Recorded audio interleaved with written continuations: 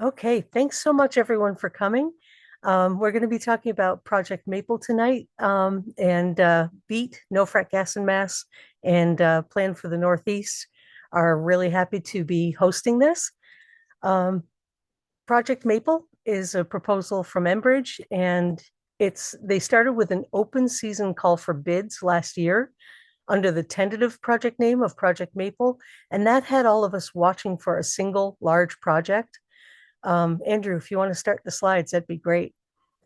The single large project called Project Maple, but as it's turned out, what Enbridge is actually doing on the Algonquin Gas Transmission pipeline is a lot more complex. So it's really important to understand the differences to fight them effectively.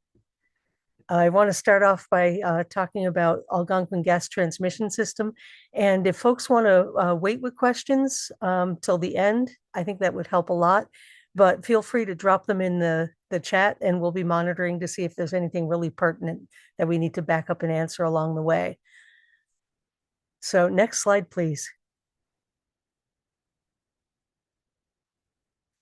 The Algonquin Gas Transmission System is shown here in orange. The blue line is actually the Tennessee gas pipeline. Algonquin Gas Transmission System is 1,100 miles worth of pipeline, and it comes up through New Jersey, New York, Connecticut, part of Rhode Island, up into Eastern Mass, and then back down into Rhode Island along the G lateral that goes down through the South Shore. Next slide, please.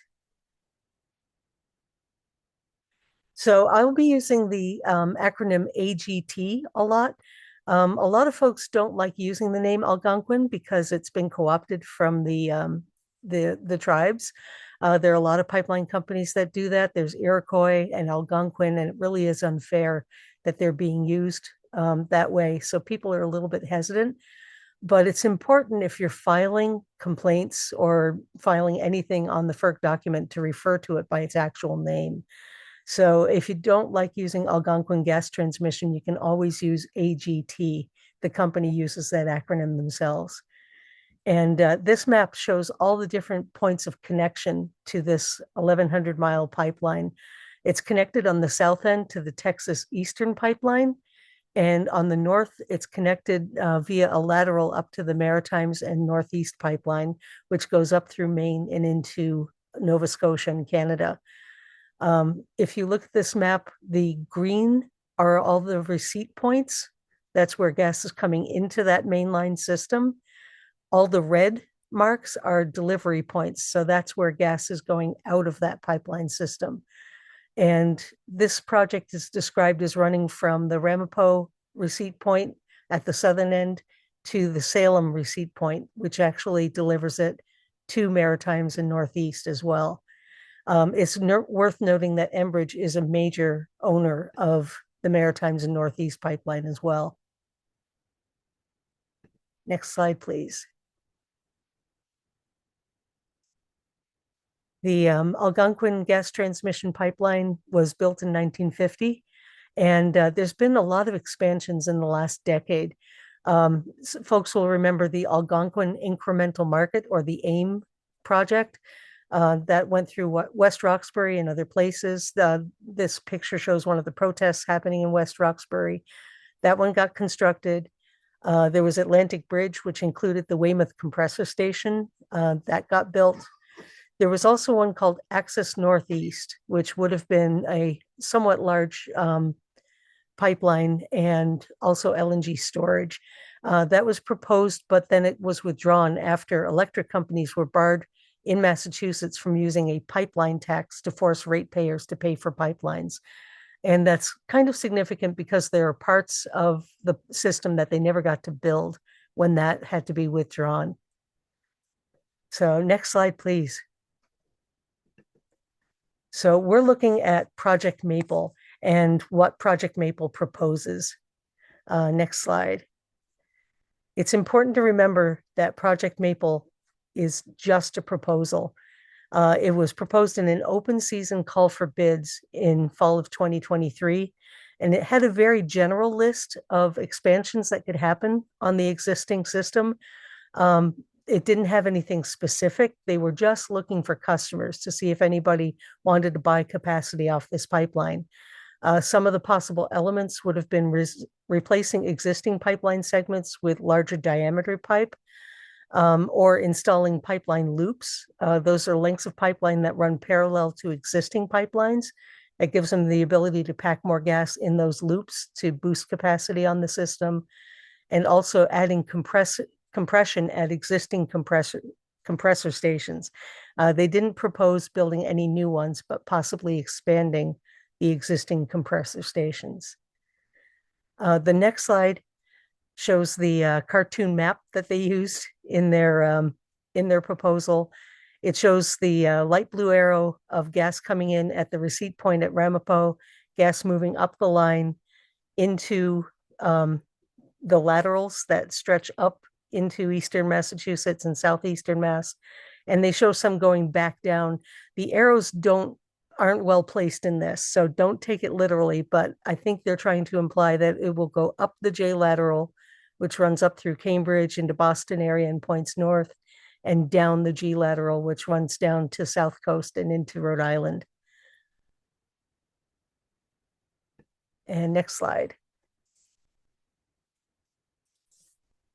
In this proposal, most of the construction was expected to occur within or adjacent to existing rights of way. So most of it was already permitted in permitted spaces, or it would have been asking for expansion of existing right of ways if they were going to add loops. And it would also be at company-owned facilities with a combination of different expansion methods, but only if customers demanded it.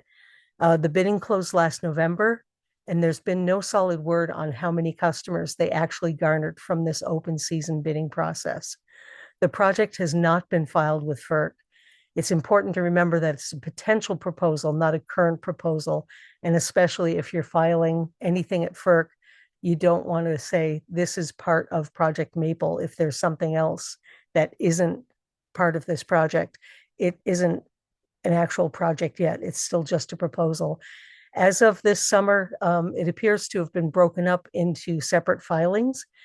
And, the limited tentative plans that they're all not under Project Maple, the ones that have been filed, and some of the plans that might be out there.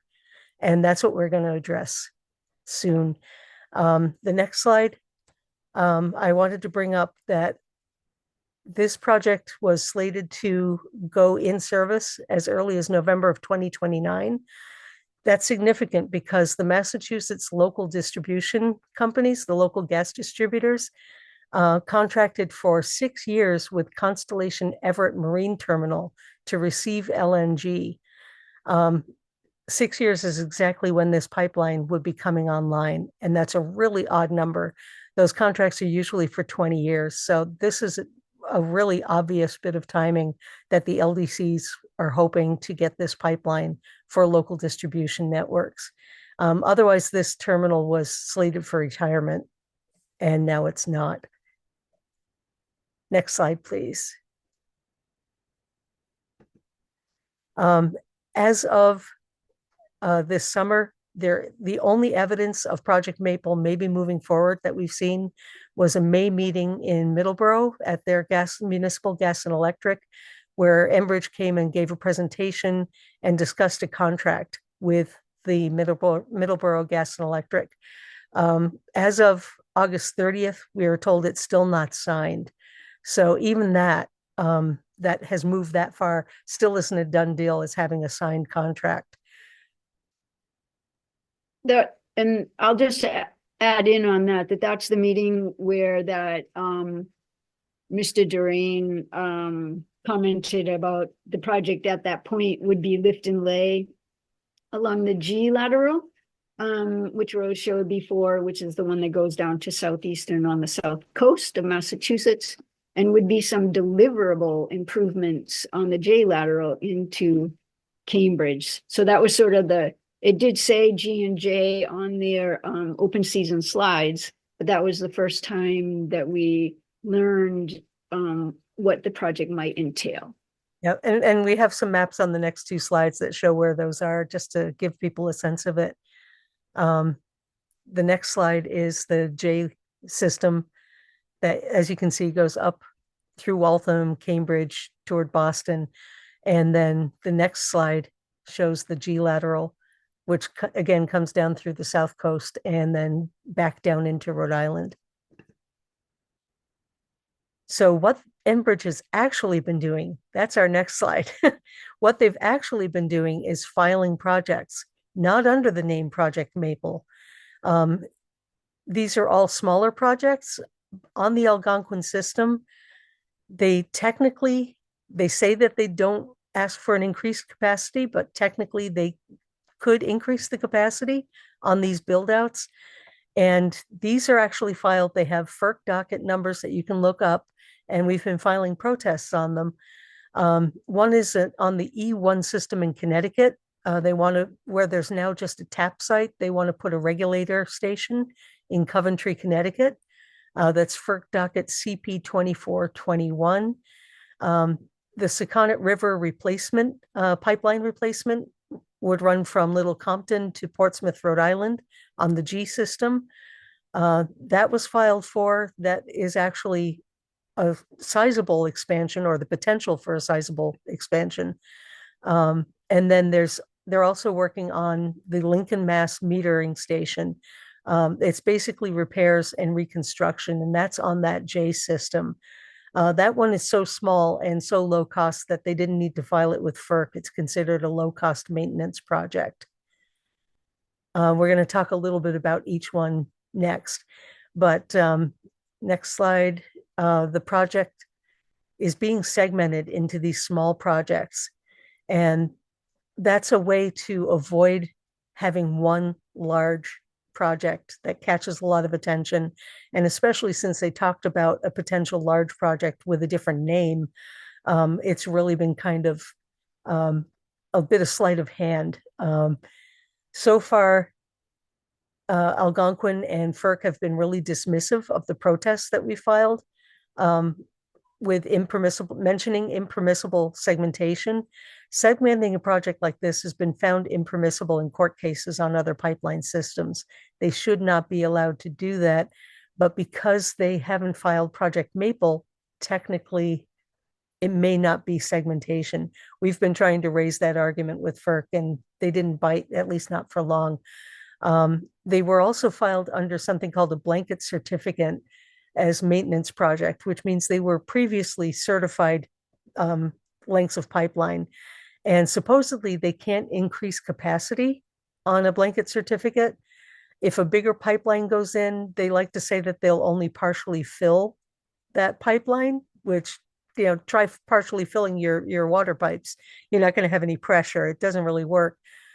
So if they do these build outs, technically it's not a capacity increase, at least not right away. But these build outs are a great case for future capacity increases. Next slide, please.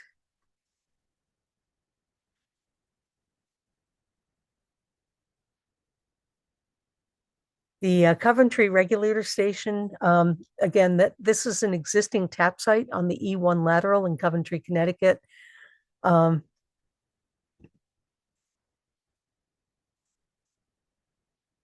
So that would allow them to flex the pressure on the tap site. It's off of the main line, just where the lateral joins on. And we've been watching the docket. It has been permitted, and they are working on it right now. The next slide shows how close the houses are to that site in a little more detail, and shows how small the tap site is. And now they're putting a metering and regulation station there. Next slide. This was filed under blanket authority in 1987. And I know I had my hair stand on end about that, that this is a permit from 1987. I know a lot of us did. Kathy brought up a really good description that I got my first driver's license in 1981, and I haven't had to refile for a new driver's license. So it's kind of like that. That's how that's working. We did file protests and motions to intervene. It did halt an automatic approval that could have happened under the blanket authority. It triggered a 60-day review process, but FERC went ahead and approved at the end of that process anyway. So now if you look on the docket, you'll see the construction reports every week being filed. Next slide. The other project that they're working on right now is the Seconnet River replacement. This is Seconnet River, if you're not familiar with it, is part of Narragansett Bay. So there are some endangered species and sensitive species in that waterway. There's already a pipe there. This would be replacing a 6-inch pipe with a 12-inch pipe. And that's a huge boosting capacity. That's over 400% boost in potential capacity. Next slide. The plan for this is to seal and abandon the existing 6-inch diameter pipeline under the Seconnet River and install a new 12-inch diameter pipeline alongside of it. They're going to use a mix of horizontal directional drilling. You may have heard of that term in fracking. That's where you can go down and then go laterally across. That would go under the river, where it's very sensitive territory, and under the really sensitive $1 million homes on one of the shores of the river. They're doing HDD under that. The rest of the project would be cut and cover, which is basically digging a trench. It's blocking water flow and digging a trench.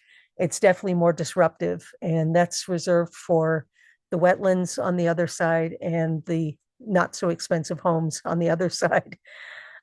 Since winning FERC approval for this project, they've also applied for and received permission after the fact to stage a second drilling rig for the HDD, and they've started the drilling process as of a couple of weeks ago.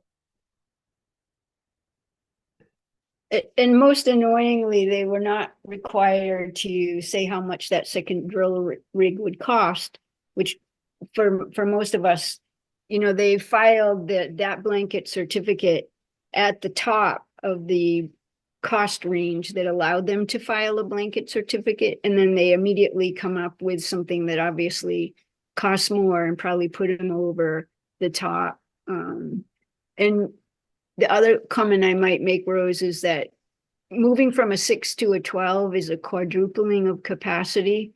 But we also know that when the new pipes handle higher pressure, which is even allows them to push even more capacity, right? That's why we love when they change old cracking cast iron to brand new plastic, fossil fuels, moving fossil fuels.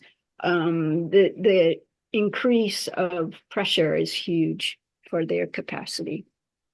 And the reason that they cited for needing to replace the pipeline was that there were anomalies found in the 6-inch pipeline.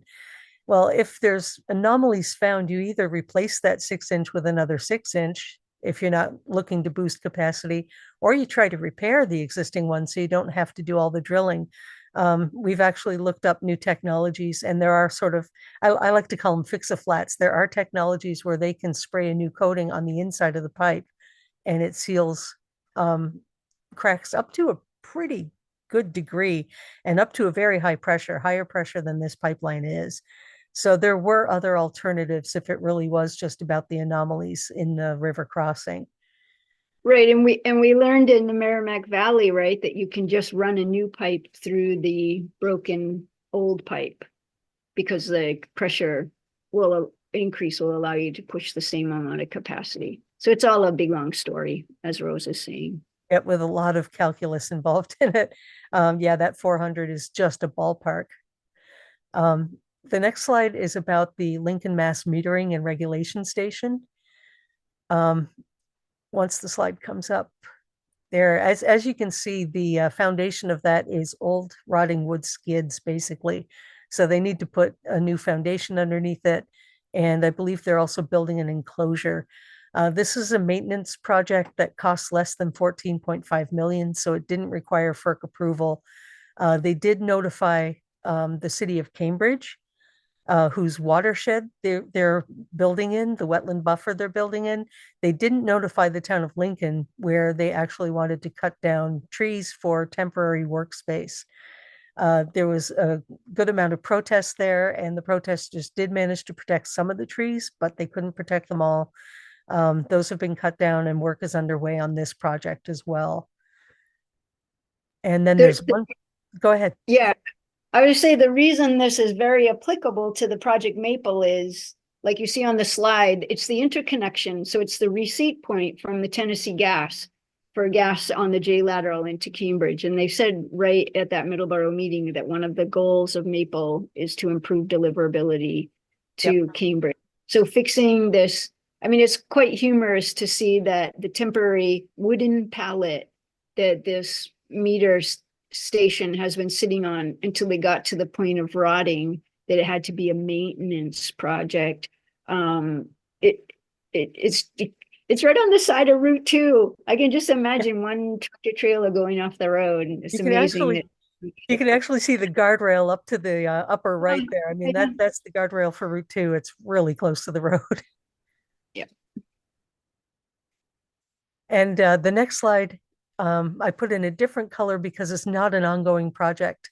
It is a notification that we got wind of. In Needham and Dover, they're inspecting the river crossing there.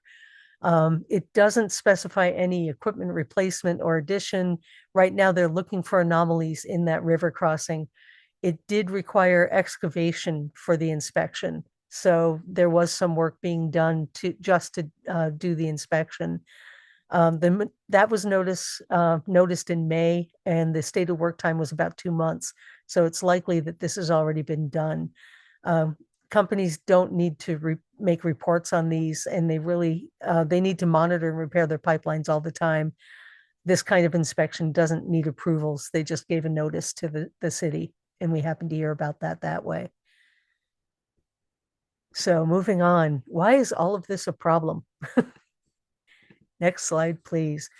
One of the problems is the company we're dealing with. Algonquin Gas Transmission is owned by Enbridge, and they tend to have a bad record of unsafe operations.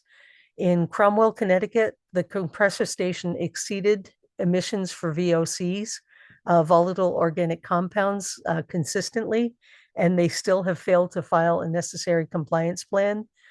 In Weymouth, they built the brand new compressor station a few years ago. It had 3 emergency shutdowns, resulting in unplanned releases, otherwise known as blowdowns, within the first 8 months of operation. A new plant shouldn't have to shut down over and over. They also had to go back and dig up the pipelines leading to the site in August of 2021 because they never put cathodes on the pipeline. That's a way of electrifying the pipeline to help prevent corrosion. And even though this is a mixed setting, there's salt water involved and everything, they had to go back and put the cathodes on after the fact. And these are just the things we know. There are probably other anomalies within the AGT system that we don't even know about. The next slide goes on about their horizontal directional drilling record and their inability to accept responsibility for it. They were working in Minnesota on line 3, that's an oil pipeline. In 12 river crossings, they had 28 accidental releases of drilling fluid. That's a process known as, also called a frack out. That's when the bentonite clay and the other drilling mud gets out into the environment. And this stuff is very smothering. So when it gets into waterways and rivers, it's really damaging. The spills range between 10 and 9,000 gallons each, totaling 13,000 gallons of drilling fluid leaked into waterways in Minnesota. And as is often the case with pipeline companies, Enbridge denied responsibility, citing the subcontractors as the ones who were responsible for the frack outs. And the final reason is the next slide, why this is a problem. There shouldn't be any gas system expansion at this point. With the climate crisis as it is, regardless of the pipeline company or project, there shouldn't be any expansion of gas transmission pipeline systems. All impacted states that this one goes through require net zero emissions by 2050. And any work that's now done will end up stranded assets when they have to shut down to meet those requirements. And before they shut down, they'll continue to release emissions into our air, contributing to the climate crisis. So I want to talk a little bit about our campaigns. So next slide, please. With all these things going on, it fell under the name Project Maple, but it isn't Project Maple yet. But they're moving ahead with pieces that surely should be considered part of Project Maple. It's really important to correctly target the campaigns if you're doing any filings, either with your attorney general or on FERC or with elected officials, to be specific about what is Project Maple, and if a project is outside of that, that it's technically something that could be part of Project Maple if they weren't segmenting their project. So it's really important to mention correctly that it's not part of Project Maple, but it's a segmented piece of what could have been Project Maple. We need to remain clear on that distinction between the proposal and the actual active projects. And we also need to make sure that our tactics match who we're fighting against and who we want to persuade to join us in the fight. It's really easy to get very upset with Enbridge because they have a bad record and they're doing this at a time when they should be looking to change their business model away from, renewables. But we're also trying to persuade local officials to sign on in opposition to this. And we want to make sure that we're approaching them and saying, hey, you're going to be with us, right? So we want to make sure that we put anger where it's necessary, and that we have space to ramp up protests if necessary. Right now, there are letter writing campaigns in all the different states, and we're working on trying to get the governors to join us in saying, no, we don't want to permit this if this project comes around. Next slide, please. As far as Project Maple is concerned, will there be a larger portion of Project Maple beyond the mention of the G&J lateral expansions that was brought up in Middleborough? We don't know. Will it continue to be a series of segmented smaller projects? Are they going to file more of them, like the ones in Connecticut, Lincoln, and in Rhode Island? We don't know. They also made a claim that there would be no additional compression on the main line. That's the main pipeline. But that doesn't mean, by their choice of wording, it doesn't mean that they couldn't do more compression on the laterals. So these are all things that we don't know. Being accurate about what's really happening and what might still happen is really, really crucial in talking with decision makers. And with that, next slide, please. We can go to Q&A. Mary, the slide that has the purple Tennessee Gas and the orange, it's slide number 2. That shows where the Algonquin Gas Transmission goes through Connecticut. That's slide number 2.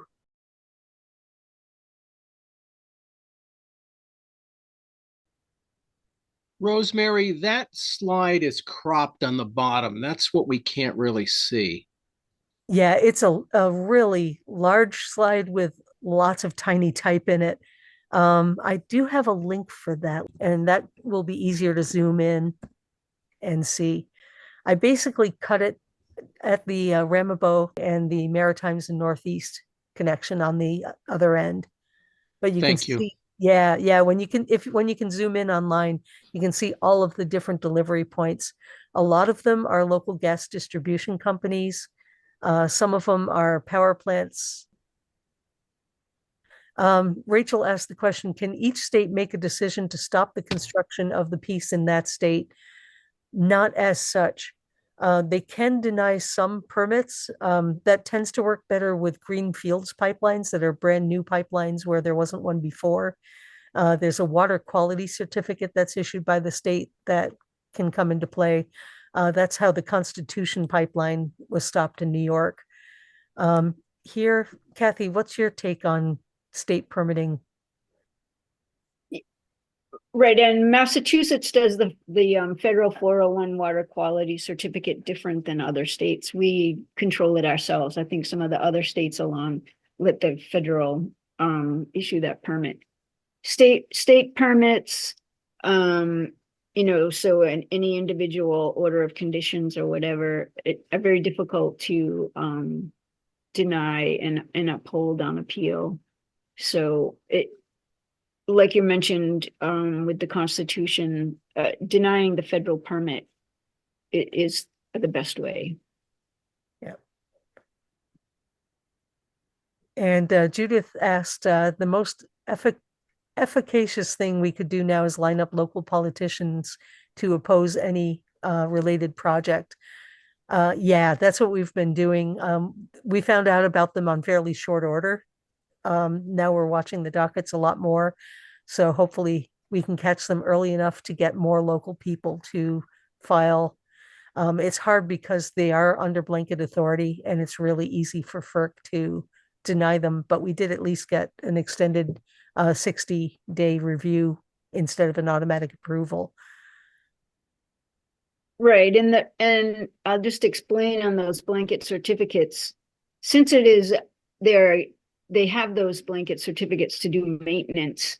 There's a 60-day protest period where we filed protests, and then there's a 30-day reconciliation, which is designed to have FERC facilitate that the gas company and the protester come up with a solution that makes them both happy, and then the protest is rescinded. Since all of our protests are no gas pipeline, there's no reconciling that. So that's the best. No, in Massachusetts, the permit that would go to the DPU, I'm just answering Mary Boyle's question, would be the gas capacity, the gas contract, which is called a precedent agreement. So if one of our local distribution companies, if Boston Gas or Eversource Gas of Mass wanted to purchase gas off of the Project Maple, they would have to go to the DPU for that gas contract. That's the contract that would go to the permit to the DPU. The water quality one would go to the DEP, as all of the Weymouth people know. Yeah. It's alongside the coastal zone management. Those are the two federal permits. Okay. Yeah, so those permits with the LDCs would be a place for public engagement with the DPU on those precedent agreements. Yeah, they're the same as they did with the Constellation Everett Marine Terminal that Rose mentioned early on in the presentation. Okay. Hi, Rachel. Yeah, I'm sorry I missed the very first 5 minutes, and I don't know if you referred to this, but since this is not being recognized by FERC, right, as the Project Maple, they're giving, do they even have to give permission to these little small projects? And they are giving permission? Yeah, they are giving permission, and because it's on an existing system, Right. they're filing them under that blanket authority, which can be a very fast process. We did slow it down a little bit by putting in protests, but they went ahead and Right. approved them anyway. No, I did hear that, but so, Yeah. okay, I know BXE, Beyond Extreme Energy, is doing something at FERC right around now. I think maybe this coming week. I imagine they're including this Yeah, in there. Project Maple is not at FERC. They haven't filed anything, and we don't even know if they have any contracts signed at all. The only one that we know about for sure is a contract with Middleborough Gas and Electric, and as far as we can find out, that hasn't been signed yet. So they haven't filed it yet. So, but we just have to work locally. But you're saying we can't refuse it in Massachusetts, even if we have a huge protest going. We can't refuse that they could build it. So it just seems like it's a very difficult situation. Yeah. Yes. Yeah. Through the permitting process, there's no way to deny, and especially Project Maple, because it hasn't been filed yet. There's nothing to stop in the permitting process. We can persuade people to say, if this thing gets filed, I won't support it, with state permits. And that's what the letter writing campaigns are for. New York already delivered theirs. They had quite a few of their legislators sign on. And the Massachusetts one is on its way. Connecticut's also on its way. And I'm not sure what's up with the Rhode Island one, but they were working on one as well. Okay. So Mary asked if we have further questions after. Is there a way to contact us? Andrew, if you want to show the last slide again, that has our contact info. There you go. And you can also visit stopprojectmaple.org website and send a question that way, and it'll get back to us. We can say that Enbridge has whined endlessly in filings with FERC now about these people protesting their little blanket projects. Should never be allowed to happen. So congratulate yourselves on that. Yep. And Is there, sorry, go ahead. hi, I'm Susan in West Roxbury. Is there a way of convincing Middleborough not to go ahead with their contract? It's a tough, they're a very gas happy municipal light plant, right? So they're a muni. If you watch that presentation is online, as all of Okay. theirs.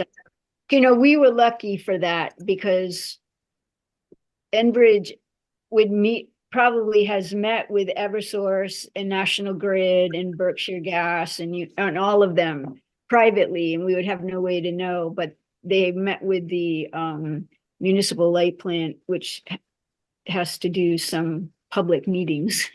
So we got to hear it from that. I think that the Sustainable Middleborough is trying to work with them and trying to work on moving them away from gas.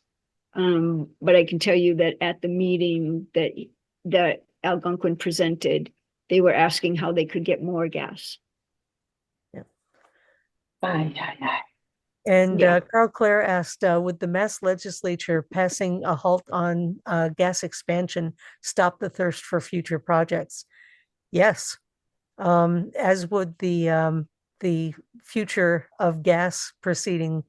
It's at the DPU process 2080, DPU 2080 is trying to force the Massachusetts local gas distribution companies to come up with a business plan to get them off of gas. So it's hard to know how many customers they have because there are these initiatives already pushing the local distribution companies to move off of gas. Of course, they're fighting back, saying, coming up with all kinds of reasons to keep pipes in the ground and call it cleaner. So that process is still working out, but technically, yeah, having no need for gas, of course, is going to kill a project. They're going to have a hard time finding customers as time goes on. And that may be now, we don't know. Yeah, and Rose, the slide you had with the various state mandates on net zero 2050 in the recent Algonquin rate increase at FERC, which would be for all of the customers along the Algonquin line, they did question how the mandated reduction in emissions would impact their need for gas. They have a playbook of stories, but it is at least being asked. And on the FERC level, I don't hold a lot of hope anymore since Mr. Glick was pushed out. But I think on the state levels, we really need to keep pushing them to stop allowing them to expand, which allows them to hook new customers on gas and start a new service life for brand new gas furnaces and whatnot. That just keeps them needing to maintain their pipelines. Yeah, I think there's definitely reason for hope on the state level. In Massachusetts, it was Maura Healey, when she was Attorney General, that put out the question of the DPU 2080, asking the local gas companies to come up with a plan to get off of gas. And that's now really been pushed back in their faces when they came up with pretty bogus answers. So they now need to come up with a new plan. So that whole proceeding is still going on. And when she was pressed on this a while ago, she was on a radio show and somebody pressed her about Project Maple. She did say, no, we're not going to get any new large pipelines through Massachusetts. But of course, this isn't a new pipeline. What they're doing is building it out little piece by little piece on an existing system. So it's not quite the same as like a Northeast Energy Direct Kinder Morgan, which was all brand new territory, or even I don't want to say the wrong name. Access Northeast had some new pipeline as well. So it's a slightly different thing, but I don't think we have a lot of persuading to do to get the governors to agree. I think it's a good place to put pressure. And if you didn't get your local officials to sign on to the sign-on letters that were going around, if you didn't hear about it till now, you can still contact your governor and say, if Project Maple comes forward or if Enbridge comes up with other projects, you should oppose new gas expansions. We need to be moving off gas, not bolstering up the system. Oh, Judith asked a great question. Couldn't they claim because it's a federal level multi-state project that state laws don't apply? And Kathy answered yes, but the LDCs have to secure gas contracts. So that gets back to the precedent agreements at the DPU. And also these projects, well, yeah, they're still at the federal level there for, I'd say the way they're doing it is small projects and those are within one state, but it's still through FERC. So that bounces back to the federal. Right, but they have to prove need, right? When we all learned that need is an interesting word. So the need is customers need the pipes to get the gas that they purchased. And that we can apply state law to the individual, whether it's the Connecticut PURA or the Rhode Island PUC or the Massachusetts DPU, whoever has to approve the gas contract to allow them to purchase more capacity for 20 years. 15 is like the lowest they'll usually do. That's why, as Rose mentioned, those 6-year contracts for the Everett terminal are really interesting, we'll call it. Well, thanks so much, everyone, for coming. And again, we'll make the recording available on stopprojectmaple.org, and the slides are already up there if you need to have another look. Thank you. Good night, everyone. You. Thanks. Mary, thanks a lot. Yeah, thank you.